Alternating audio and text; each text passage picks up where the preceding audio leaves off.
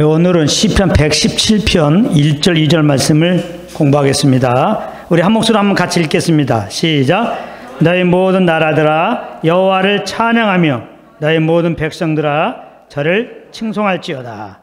우리에게 향하신 여호와의 인자하심이 크고 진실하심이 영원하미로다. 할렐루야. 아멘. 오늘 말씀은 그 성경에서 제일 짧은 장입니다. 성경 퀴즈 하면은 맞히세요. 성경에서 제일 짧은 장이 몇 장이냐 그러면 시편 117편입니다. 두 절밖에 안 돼요. 두 절밖에. 그러나 장수가 적다고 그 안에 있는 내용이 부실한 건 절대 아니죠.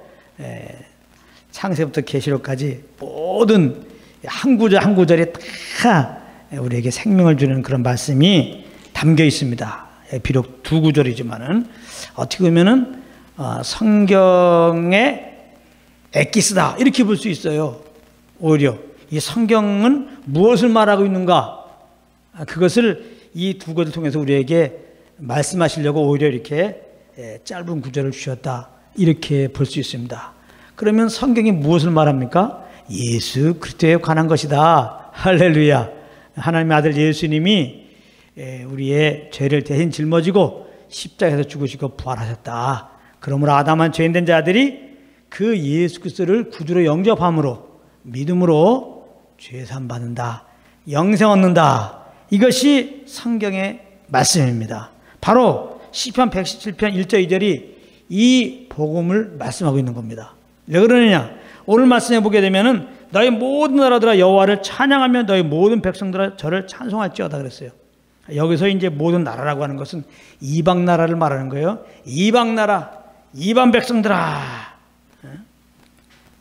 하나님을 찬양하라는 겁니다. 그런데 예수를 믿지 않고 하나님을 찬양할 수 있습니까? 예수를 믿지 않고 하나님의 사랑을 알 수가 없잖아요. 우리에게 베푸신 은혜를 알 수 없잖아요. 절대로 하나님을 찬양하지 않죠. 그렇기 때문에 여기서 이제 모든 나라, 모든 백성들아 하나님을 찬양하라 이 말은 바꿔 말하면 뭐예요? 모든 나라, 모든 백성들아 예수 믿고 구원받으라 그 말이죠. 이게 복음을 말하는 겁니다. 예수 믿고 구원받으라. 그리하면 하나님을 찬양하게 될 것이다. 그런 것이죠. 우리는 예수 믿고 구원받았는데 어떻게 자연스럽게 찬양을 하고 있습니까?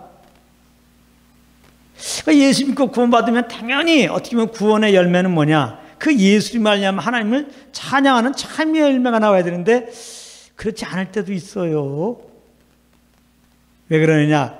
우리가 예수 믿고 구원받은 다음에 우리 안에 오신 성령님과 동행을 해야 돼요. 이분의 음성을 듣고 그분이 주시는 소원함과 감동함 따라 거할 때 계속해서 이 성령으로 말미암아 주님께서 우리에게 베푸신 그 사랑과 그 구원의 은혜를 기억하게 되므로 그 감사함으로 주님을 자연스럽게 찬양할 수 있게 되지. 우리가 은혜로 구원받았어도 우리 안에 성령님이 계셔도 우리가 이 성령의 소욕을 쫓지 않으면 그냥 여전히 예수 믿기 전처럼 육체의 소욕을 따르게 되면 안타깝게도 주께서 베푸신 구원의 은혜를 새까맣게 잊은 상태가 되어갖고 당연히 주님을 찬양할 수가 없는 거죠. 그런데 이건 너무나 하나님 편에서 볼 때는 안타까운 것이죠. 하나님이 우리를 구원하신 이유가 하나님께서 우리에게 베푼 그 십자가의 사랑을 알아서 진짜 마음과 뜻과 정성을 다하여 주님을 찬양하도록 그렇게 우리를 구원하신 건데 우리가 이렇게 육신의 소욕을 쫓음으로 말미암아 하나님의 음성을 못 듣고 하나님의 은혜를 다 잊어버리고 주님을 찬양한 것이 아니라 예수 믿기처럼 내가 내 삶의 주인 되어갖고 내 영광을 위해 살고 내 자랑을 하고 이렇게 지내면 너무 안 맞는 거죠. 너무 말이 안 되지만은 현실적으로 보면 안타깝게도 그런 일이 있습니다. 그래서 오늘 또 어떻게 모인 겁니다. 이렇게 모여 다시 한번 복음을 들으면서 그리스도 안에 내가 누구인지를 알면서 하나님께서 지금 우리에게 뭘 말씀하신지를 다시 한번 기억하면서 뭘 말씀하세요? 예수를 통하여 우리를 얼마나 사랑하는지를 또 말씀하잖아요. 그 아들 통하여 우리를 구원하신 그 사랑을 우리가 알고 이제 또 주님을 찬양한 자리에 가야 되겠습니다. 그래서 이건 복음을 말씀 잘하는 거예요. 이게 사실은 이 히브리 원문으로 보게 되면은 할렐루로 시작합니다. 할렐루. 할렐루 너희 모든 나라들아 여호와를 찬양하며 너희 모든 백성들아 저를 칭송할지어다. 우리에게 향하신 여호와의 인자하심이 크고 진실하시기 영원하미로다. 할렐루야. 할렐루로 시작하고 할렐루야로 끝나요. 야는 야훼 하나님을 말하는 거죠. 할렐루야는 찬양하다는 뜻이에요. 그러니까 시작하자마자 찬양하자 그런 말이에요. 열방들아 모든 민족들아 하나님을 찬양하자. 그리고 마지막에도 찬양하자 이렇게 되는 거예요. 근데 이제 2절에 보게 되면은 우리에게 향하신 여호와의 인자심이 나오는데 이것은 이제 또 히브리 원문으로 보게 되면은 그 우리에게 앞에 전치사가 빠졌어요. 키라고 하는 전치사. 왜냐하면이라는 전치사가 빠졌어요. 이렇게 시편 기자가 모든 나라와 백성들에게 지금 선포합니다. 찬양하라, 찬양하라. 하나님을 칭송하라.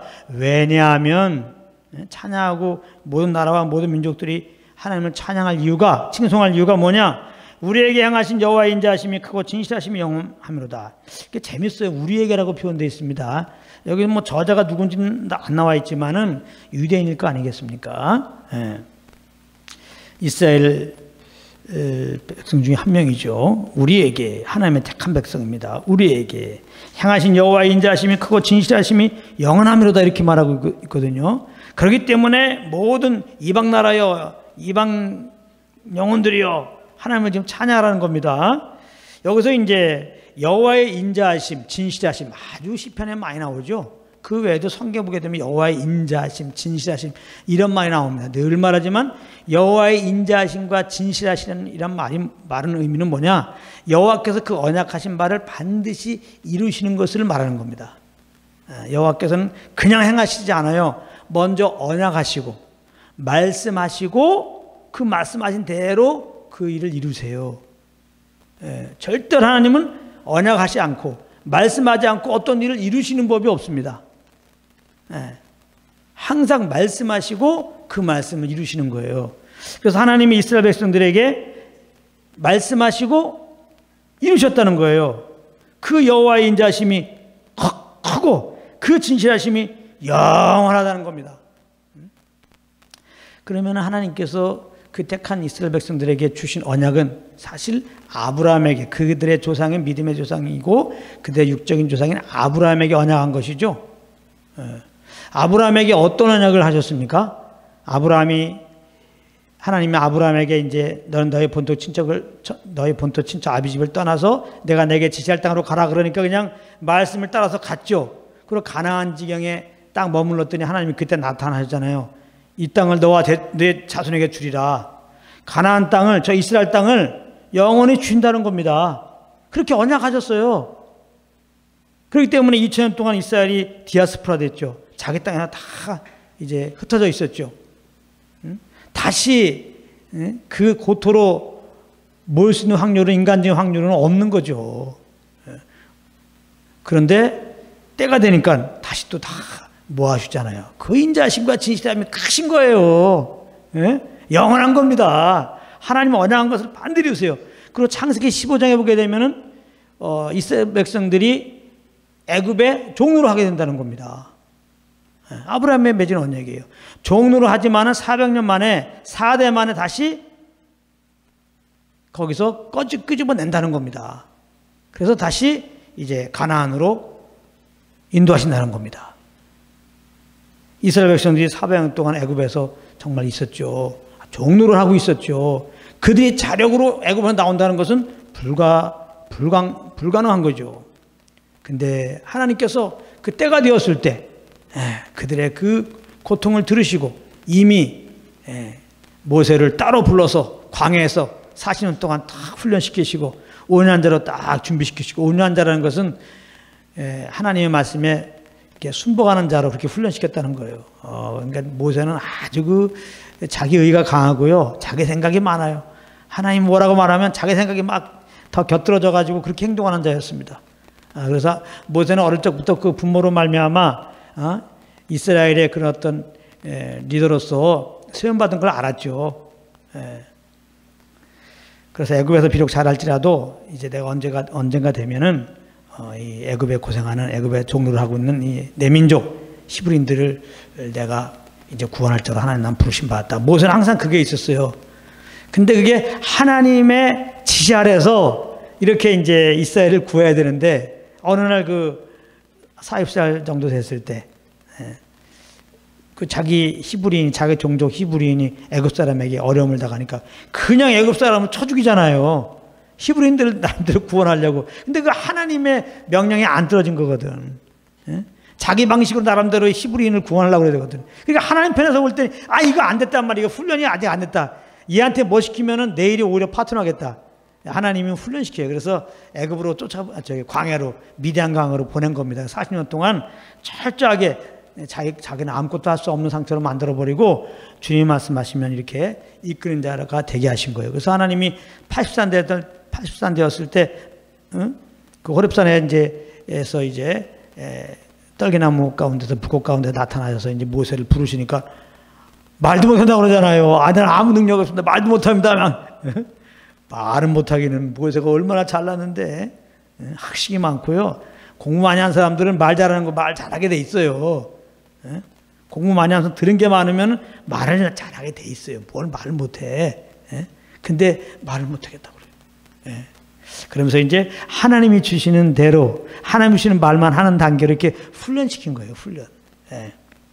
자, 그렇게 이제 모세를 딱 훈련시킨 다음에 때가 되어서 정말 이렇게 이제 애굽에 보내서 바로 앞에 서게 하고 히브리인들 결국은 이렇게 구출하는, 그 하나님의 언약을 지키시잖아요. 근데 이때도요, 마지막 그 바로는 얼마나 강팍한지 몰라요. 그래서 하나님이 이제는 모세를 통해서 이제 이스라엘 백성을 내놔라. 그랬더니 안 내놔요. 그래서 이제 하나님이 재앙을 내립니다. 피 재앙 내리고, 깨구리 재앙 내리고, 이 내리고, 뭐 파리 내리고, 이렇게 이제 재앙을 내리면 막 다 죽게 생겼잖아요. 그럼 바로가 마음이 막 겁나가지고 마음이 뭐 풀려드는 게 아니라, 알았다, 내가 내어준다. 그래갖고 재앙이 멈추면은 또 마음이 강팍해져서 안 내놔. 이렇게 했단 말이에요. 그래서 이제 마지막 재앙은 안 되겠다. 그래서 이제 애굽의 모든 장자들, 그 다음에 모든 가축의 이 첫 것들 하나님이 다 죽이기로 하죠. 근데 이스라엘 백성들은 하나님은 죽이면 안 되잖아요. 그래서 이스라엘 백성들에게는 양을 잡아라. 그래서 양피를 내가지고 진문화에 이렇게 발라라. 그러면 이제 이렇게 죽음의 재앙을 내릴 때 재앙이 넘어갈 것이다. 이렇게 이제 말씀하셨을 때 모세의 말을 듣고 이스라엘 백성들이 양을 잡고 이스라엘 백성들은 그 집 앞에 다 양피를 발랐단 말이에요. 그리고 정말 10번의 재앙이 애굽 가운데 내렸습니다. 그래서 바로 왕의 첫째 아들 죽었죠. 아무튼 그 애굽 사람의 모든 집안의 첫째 아들 다 죽습니다. 그리고 모든 이제 짐승, 생축의 첫 것을 다 죽입니다. 그러니까 애굽에 막 곡소리가 울리죠. 그러니까 뭐 이거는 진짜 안 되겠다. 이건 다 죽게 생겼다. 그래갖고 이제 바로 왕이 이스라엘 백성들이 이렇게 놓아주거든요. 빨리 나가기 위해서 자기들이 갖고 있는 막 금은보화를 막 주면서 나게 하셨다고 우리가 말씀 봤죠. 그렇게 사실 하나님이 그 언약하셨어요. 400년 동안 나올 때 아주 그냥 부유하게 나올 것이다. 그래서 결국 이스라엘 백성에게 나오잖아요. 그 언약을 이제 지켜주신 건데요. 근데 여기서도 보면은 결국 이스라엘 백성들이 애굽의 종들에서 나올 때 어린 양의 피로 말미암아 그들이 죽음을 보지 않고 그렇게 애굽의 노예 생활에서 건져진 게 된 거잖아요. 어린 양의 피로. 그거는 어린 양으로 오셔서 우리 죄를 짊어지고 십자가에 피 흘려 죽으시고 부활하신 그 예수 그리스도를 예표한 것이고, 그 유월절 어린 양은 그 십자가에 피 흘려 죽으시고 부활한 예수 믿음으로 이렇게 아담 안에서 정말 이 저주 아래, 심판 아래, 이런 사망 아래 있는 우리 인생들이 그 예수 그리스도를 믿을 때 그리스도 안에서 새 삶을 얻게 된다. 새 생명을 얻게 된다. 다시 산다는 것을 예표한 거였죠. 할렐루야. 그러니까 이스라엘 백성들이 애굽에서 이렇게 건져지는 것은 아담 안에서 지금 이렇게 사망 가운데 있는 우리들을 반드시 구원한다고 하는 그러한 이제 예언적인 의미가 있었던 거죠. 이렇게 성경에 있는 모든 사건은 다 그리스도와 연관되는 거예요. 다 복음과 연관된다는 거예요. 그래서 구체적으로 어떻게 하나님이 애굽 사람들을 건지셨냐? 어린 양의 피로. 구체적으로 아담의 죄인된 자들을 어떻게 하나님이 다시 살리냐? 십자가에서 우리 죄를 짊어지고 십자가에 피 흘려 죽으신 예수 그리스도로 말미암아, 그 이름으로 말미암아 우리 인생들을 구원하신다. 그러므로 아직 예수 안 믿는 분이 있다면 십자가에 피 흘려 죽으시고 부활하신 예수님을 구주로 꼭 영접하시기 바랍니다. 그러면 죄 용서받고 영생 얻고 하나님의 자녀가 되는 겁니다. 그래서 여호와의 인자하심이 크고 진실하심이 영원하다. 이스라엘 백성들은 이거 고백할 수밖에 없죠. 예. 그래서 여호와의 인자하심이 크고 진실하심이 사실은 좁혀보면은 그 아들 보내신 거예요. 하나님이 그 아들 통해서 우리를 사실은 구원한다고 이미 언약하셨거든요. 창세기 3장 15절입니다. 아담과 하와가 이제 하나님이 금지한 그 열매를 먹고 이렇게 하나님의 이제 벌을 받게 되는데 먼저 아담과 하와를 꼬였던 뱀을 저주하죠. 그때 창세기 3장 15절 이런 말씀하잖아요. 여인의 후손이 여인의 할 때 그 여인은 남자를 모르는 처녀를 말하는 겁니다. 히브리적 원어의 의미는 그 여자의 후손이 즉 그리스도가 내 머리를 상하게 할 것이요. 뱀은 여인의 후손의 발꿈치를 상하게 할 것이고 이것은 뭐냐면 예수 우리 죄를 짊어지고 십자가에 죽으신 것을 말해요. 그 뱀이 여인의 후손의 발꿈치 상하게 한 거예요. 그리고 여인의 후손이 내 머리를 상할 것이다. 여인의 후손의 뱀의 머리를 상할 것이다. 이건 뭐냐면 우리 죄를 다 철회하시고 4일 만에 하나님 앞에 우리가 의롭다 인정받기 위해서 4일 만에 부활하실 것을 예언하신 거예요. 뱀에 대한 저주가 죄를 범한 우리 인생들에게는 복음의 메시지가 되었다. 우리를 살린다고 하는 언약의 메시지가 되었다. 그러니까 성경은 계속 그걸 말하는 거예요. 여자의 후손으로 메시아가 와서 우리 죄를 짊어지고 십자가에 죽으시고 부활하심으로 사문 가서 깨뜨리고 부활하심으로 그 예수 믿는 자들은 영생을 얻는다. 그것을 성경은 말하고 있는 겁니다. 그렇게 하나님이 언약하셨고 그 언약 따라 그리스도를 보내셨잖아요. 십자가에 정말 죽으시고 부활하셨잖아요.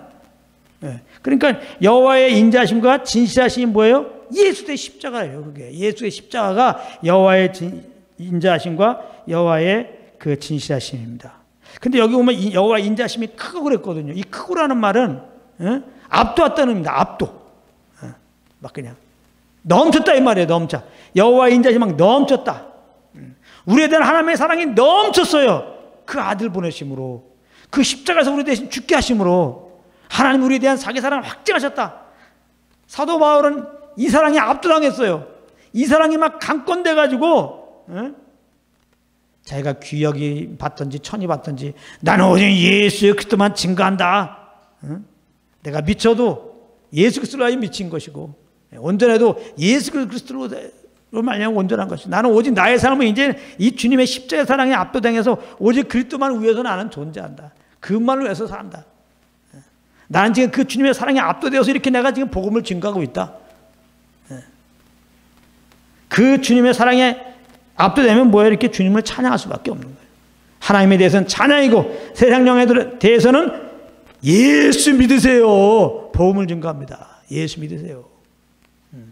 왜냐하면 하나님이 그 아들을 보내신 것은 단지 몇 사람을 구원하기 위한 거 아니거든요. 단지 이스라엘만 구원하기 위한 것이 아니라 온 민족 모든 백성을 구원하기 위한 거거든요. 하나님은 지금도 모든 사람들이 구원 얻기를 원하신다. 그래서 여기 보면 우리에게 향하신 그러니까 이게 성령의 감동으로 성경을 썼다는 게 이게 유대인이 쓴 거거든요. 유대인은 선민 사상이 강해요. 우리만 택했다. 하나님이 우리만 택했다. 구원은 우리에게만 있다. 이방 나라는 구원받지 못한다. 저들은 개다 개. 그래서 이스라엘 백성들은 그 선민의식에 아주 이방 사람들을 개처럼 취급했잖아요. 상종도 안 했어요. 그래서 하나님의 감동 따라서 베드로가 결국 고넬료 이방인인 고넬료 가정에 갔어도 사실은 우리 이방인이 당신들이 이렇게 만나는 것은 이거 우리 사회의 전통으로 볼 때 이거 맞지 않는 거지만 그런단 말이에요. 그렇게 표현해요. 그러니까 예수님의 제자들까지도 사실은요, 예수님 전율 따라하지 않지만 예수님 모든 자기네뿐만 아니라 이스라엘뿐만 아니라 모든 민족을 구원하고 오신 것을 잘 몰랐어요. 그래서 이제 그 잘못된 생각 가운데 있었던 거죠. 그러나 이제 성령에 이끌려서 마땅히 또 할 부분을 했는데요. 여기 시편기에도 마찬가지예요. 우리에게 향하신 여호와의 인자심이 크고 진실하심이 영원하다. 그래요. 자기네에게 주신 하나님의 그 언약, 하나님이 정말 신실하게 이루세요. 그래서 이렇게 이제 애굽에서도 건지시고 또 그들에게 또 약속하신 거죠. 메시아를 통해서 이렇게 구원도 베풀어 줬는데요. 사실 이들은 자기네만 이렇게 구원할 줄 아는데요. 시편 기자가 성령의 감동을 받으니까 하나님의 마음이 탁 부어져 갖고 모든 백성들아, 모든 열방의 백성들아, 열방 나라여, 하나님의 언약 따라 보내신 예수 그리스도를 믿으라, 구원받으라, 하나님의 마음을 선포하는 거예요. 그래서 우리 같이 주님을 찬양하자, 그렇게 찬양하는 겁니다. 그러니까 성령의 이끌림 받아야지 주의 마음을 가지고 주님이 얼마나 우리를 사랑하면 그 아들을 보냈겠어요. 우리가 주님이 우리를 사랑한 그 사랑으로 영혼들을 품고 원수라도 스데반처럼 저들이 몰라 살았습니다. 저들 죄를 용서해 주시옵소서 하면서 저들에게 죽기까지 복음을 증거하는 자리에 갈 수 있습니다. 그래서 결국은 이제 우리에게 행하신 여호와의 인자하심이 크고 진실하심이 영원하미로다. 하나님이 그들에게 그 언약하심을 반드시 이렇게 이루시는 그런 분이니까 이제 그 주님을 찬양하자 그러는데, 결국은 그 주님은 또한 그리스도, 언약하신 그리스도를 통하여 우리를 구원하신 그분이었다. 그러니까 모든 열방과 열방의 백성들아, 언약 따라 보내신 예수 그리스도, 그 예수 믿으면 구원받는다. 우리도 동일하게 시편 기자처럼 성령의 감동함 안에서 우리는 선포해야 되겠죠. 그리고 우리 같이 주님을 찬양하자, 이렇게 선포함이 마땅한 바입니다. 그리고 여기서는 이제 궁극적인 또 하나님의 경륜이 들어가 있는 거죠. 하나님은 이렇게 이스라엘뿐만 아니라 모든 민족을 구원하시고 그들로부터 이렇게 영원받기 원하신 거죠. 언제 그게 이루어집니까? 천왕국 때 이루어지는 거예요. 예수님이 이제 때가 되면 이 땅에 다시 오십니다. 다시 오셔서 이 땅을 이렇게 1000년 동안 다스렸을 때 열방의 충만한 수와 온 이스라엘이 이렇게 하나로 정말 여호와의 인자하심이 크고 진실하심이 영원하심에 대해서, 그 아들을 통하여 구원하심에 대해서 감사와 기쁨으로 뭐 부자인지 가난한 사람이든지 지금 여호와를 막론하고 어느 나라 사람인지 인종을 초월해서 정말 주님 앞에 경배하며 주님을 찬양하는 날이 오는 것입니다. 이 땅에 주의 나라가 이루어지는 게 하나님의 뜻입니다. 그리고 우리 믿는 자들이 신앙의 비전이라고 하는 건 딱 두 가지예요. 하나님 우리를 구원하신 목적인데요. 첫 번째는 주님의 형상에 이르게 하는 거예요. 어떻게 이루신다고 그래요? 성령을 쫓을 때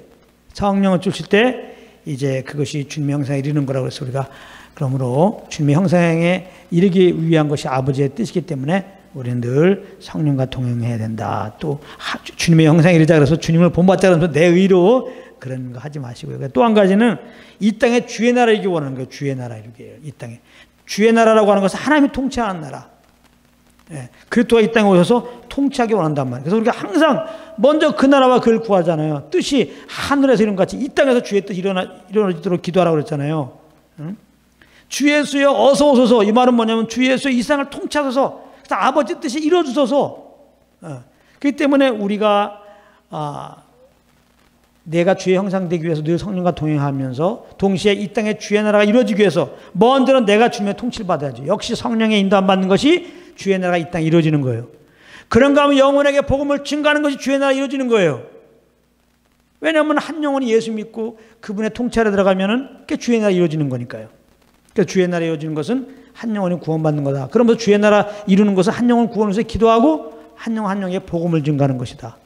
그리고 궁극적으로 이제 분명히 로마서 11장에 열방의 충만한 수가 돌아온다고 그랬고, 온 이스라엘이 구원받는다고 해서, 물론 온 이스라엘이라는 것은 이스라엘 백성이 다 구원받는다는 게 아니에요.